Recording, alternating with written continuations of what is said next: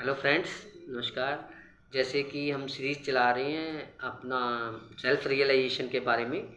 शरीर के बारे में हमने बात करी, मन के बारे में हमने बात करी और आज हम आत्मा के बारे में बात करेंगे।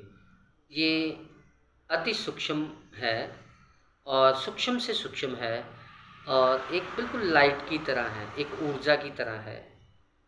और इसके बारे में बात करना और इसको समझना बहुत मुश्किल है, लेकिन फिर भी हम इसका कुछ क्वालिटीज़ की बारे के में बात करेंगे।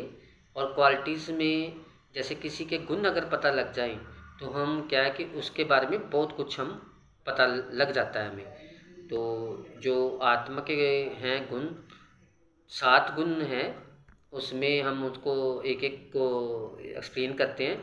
जैसे पहला गुण है उसका प्योर रहना, शुद्ध रहना। जितना आपका शरीर और मन शुद्ध रहेगा तो उतना भी आपकी आत्मा शुद्ध रहेगी।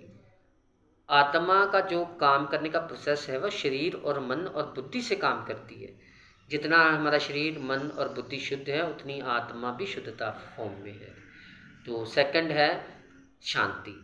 शांति में जैसे हमारा जो मन है, जो शरीर है, अगर शांत भाव में रहता है तो भी हम आत्मा का एक पैरामीटर समझ सकते हैं कि ये शांति वाला है।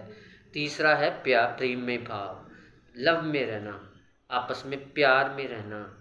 तो ये भी एक गुण है अपनी आत्मा का। और आपका जितना आप में ये प्यार का गुण है तो आप उतना आत्मा में रहते हो। फिर हमारा प्यार, प्रेम के बाद आता है वो है हमारा खुश रहना, आनंद रहना, खुशी में रहना, जॉयफुलनेस। तो ये भी एक हमारा आत्मा का ही एक स्वरूप है। मतलब खुश में रहना, आप खुशी में रहते हो तो आप आत्मा में रहते हो। फिर आगे है आनंद में रहना, जो सुख, ये हायर अवस्था है, खुशी से भी ऊपर की अवस्था है, सुख और दुख से ऊपर की अवस्था है आनंद में रहना, ब्लिसफुल स्टेज। ये भी एक इसका गुण है। और अगला गुण है हमारा जो है नॉलेज का, ज्ञान का। ज्ञान जो है मतलब हम चेतन, अपने आप को मतलब चेतना की ओर हैं हम। और जितना जितना हमारा ये अंदर से है कि हम और ज्ञान लें और ज्ञान लें, तो ये भी एक आत्मा का गुण है। और सबसे लास्ट गुण है उसका पावर का गुण, शक्तियों का गुण। और आत्मा चाहती है कि उसके पास शक्ति हो, ऊर्जा हो, एनर्जी हो। ऐसे ही जितना शरीर, मन, बुद्धि में हमारी जो ऊर्जा रहती हैं वो हमें आत्मा का रियलाइज़ कराती हैं। ये 7 क्वालिटीज़ हमारी आत्मा की।